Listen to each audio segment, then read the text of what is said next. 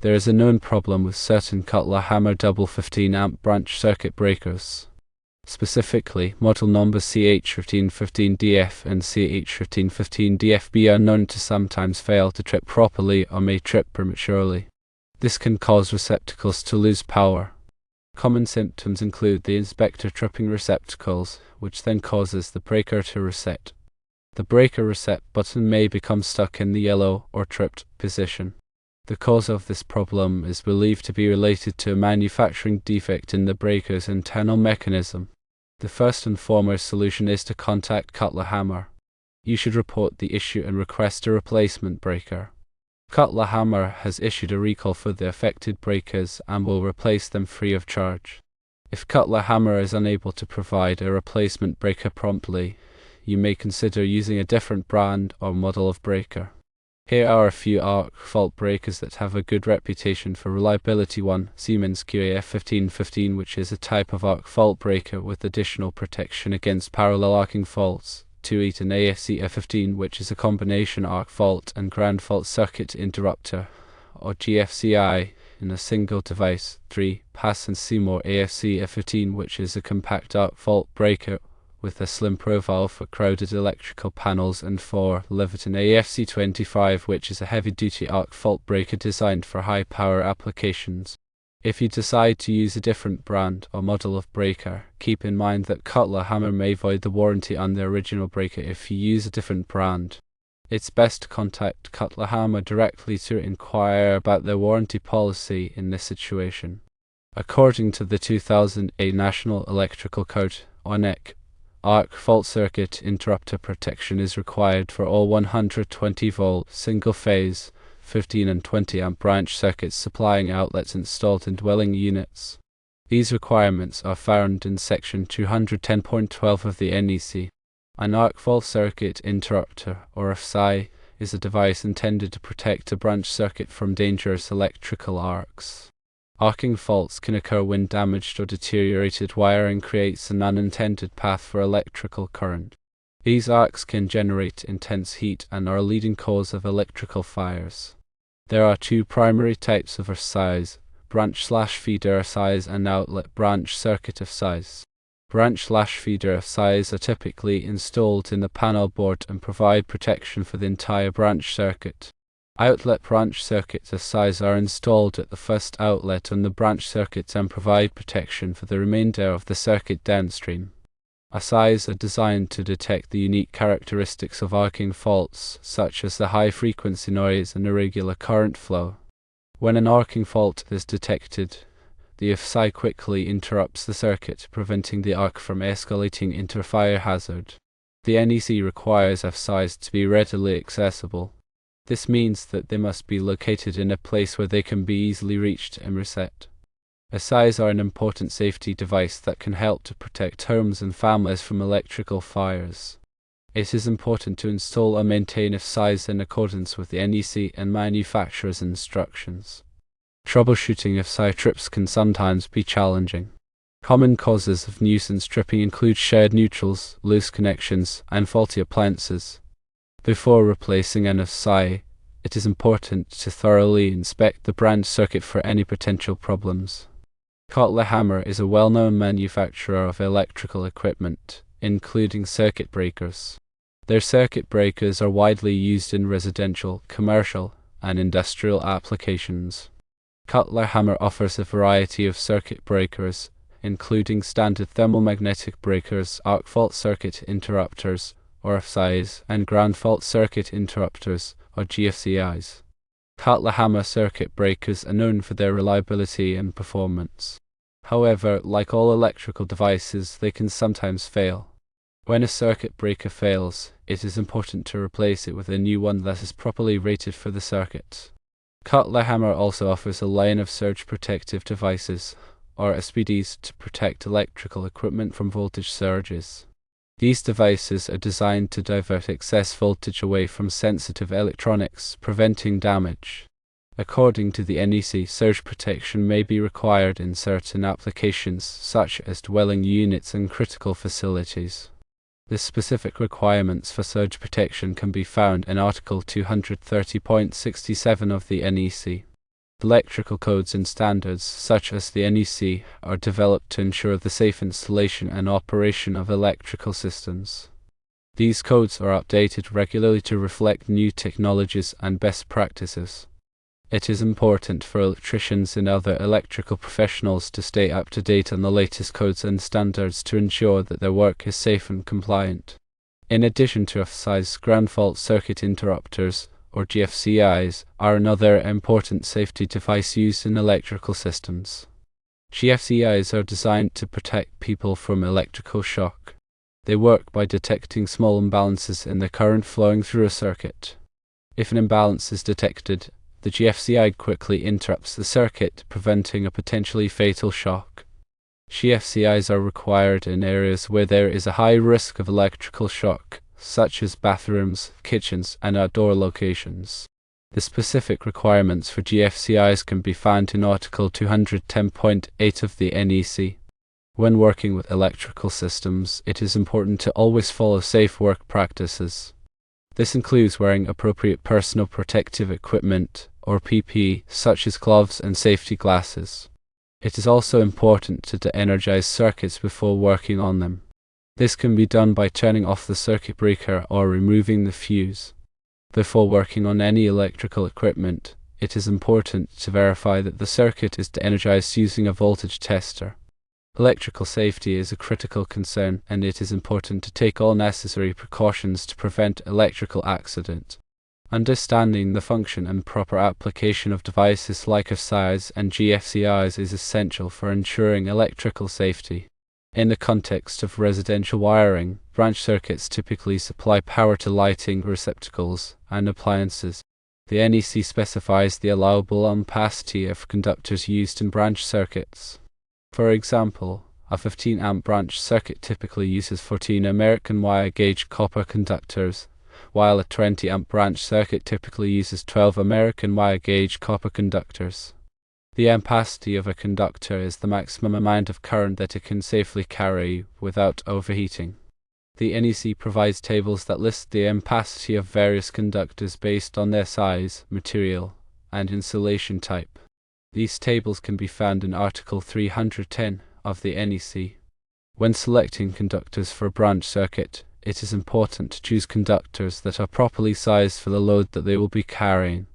Overloaded conductors can overheat and cause a fire. In addition to conductors, other components of a branch circuit include circuit breakers, receptacles, and lighting fixtures. All of these components must be properly rated for the voltage and current of the circuit. For example, receptacles must be rated for at least 15 amps on a 15-amp branch circuit. Lighting fixtures must be rated for the voltage of the circuit, typically 120 volts in residential applications. The NEC provides detailed requirements for the installation of electrical equipment. These requirements are designed to ensure that electrical systems are installed safely and correctly. It is important to follow these requirements carefully to prevent electrical hazards. Electrical panels are typically located in a basement, garage, or other readily accessible location. The electrical panel is the central distribution point for electricity in a building. It contains the main circuit breaker, which disconnects all power to the building, as well as individual circuit breakers for each branch circuit. The electrical panel must be properly grounded to protect against electrical shock. The grounding system consists of a grounding electrode, such as a ground rod or a metal water pipe, connected to the electrical panel. The grounding system provides a path for fault current to flow back to the source, tripping the circuit breaker and preventing a dangerous voltage from building up on metal parts. The NEC specifies the requirements for grounding electrical systems in Article 250. Proper grounding is essential for electrical safety. It helps to protect people from electrical shock and to prevent damage to electrical equipment. Regular inspection and maintenance of electrical systems are important to ensure their continued safe operation. This includes checking circuit breakers for proper operation, inspecting wiring for damage, and testing GFCIs to ensure that they are functioning correctly. Any electrical problems should be repaired promptly by a qualified electrician. Neglecting electrical maintenance can lead to serious hazards, such as electrical fires and shocks. When working with electrical systems, it is important to be aware of the potential hazards and to take all necessary precautions to prevent accidents. Electricity is a powerful force, and it should be treated with respect. Understanding basic electrical principles, such as voltage, current, and resistance, is essential for working safely with electricity. Voltage is the electrical potential difference between 2 points. It is measured in volts. Current is the flow of electrical charge. It is measured in amps. Resistance is the opposition to the flow of electrical current. It is measured in ohms. These three quantities are related by Ohm's law, which states that voltage equals current times resistance. Understanding Ohm's law is fundamental to understanding how electrical circuits work. Electrical circuits can be either series circuits or parallel circuits. In a series circuit, the components are connected in a single path. The current is the same through all components in a series circuit. In a parallel circuit, the components are connected in multiple paths. The voltage is the same across all components in a parallel circuit. Most residential wiring is done using parallel circuits. This allows each appliance or light fixture to operate independently of the others. If one appliance fails in a parallel circuit, the other appliances will continue to operate. In a series circuit, if one component fails, the entire circuit will stop working. When designing an electrical system, it is important to consider the load that will be placed on each circuit. The load is the amount of power that the circuit will be required to supply. The load is measured in watts. A total load on a circuit must not exceed the ampacity of the circuit breaker or the conductors.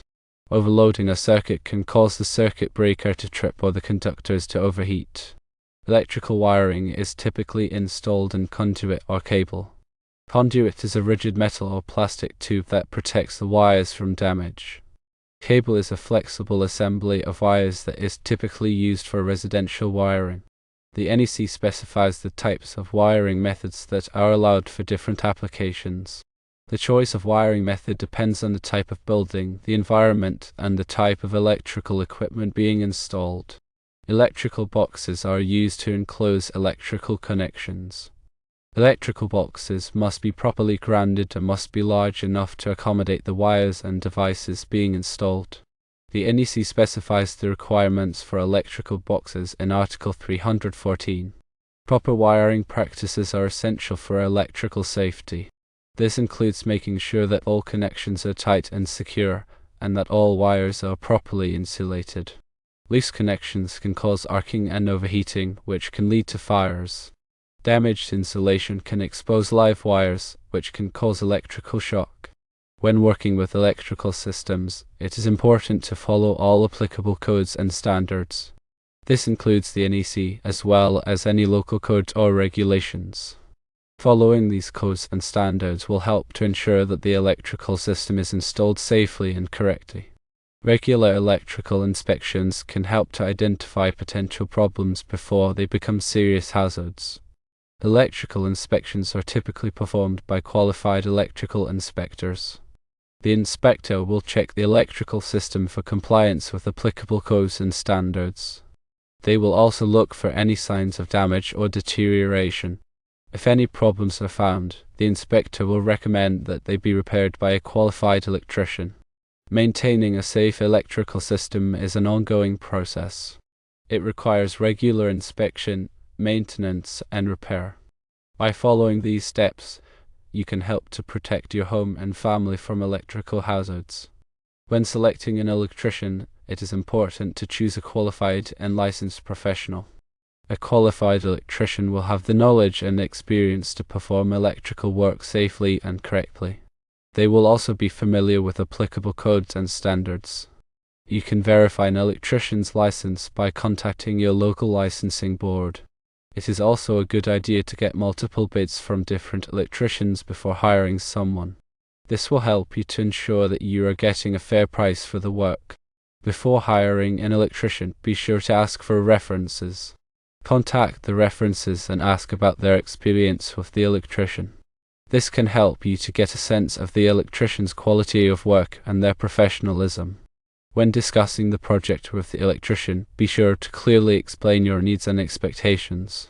This will help the electrician to understand what you want and to provide you with an accurate estimate. It is also important to ask the electrician about their insurance coverage. A reputable electrician will carry liability insurance to protect you from any damages that may occur during the project. Before work begins, be sure to get a written contract from the electrician.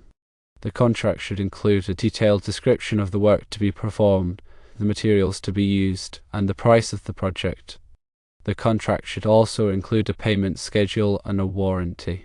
By following these tips, you can help to ensure that you hire a qualified and reputable electrician to perform your electrical work. Understanding the basics of electrical safety codes and components can empower you to make informed decisions and ensure the safety of your home and family. Always prioritize safety and consult with qualified professionals for any electrical work. Remember that electrical systems are complex and potentially dangerous. Never attempt to perform electrical work unless you are properly trained and qualified.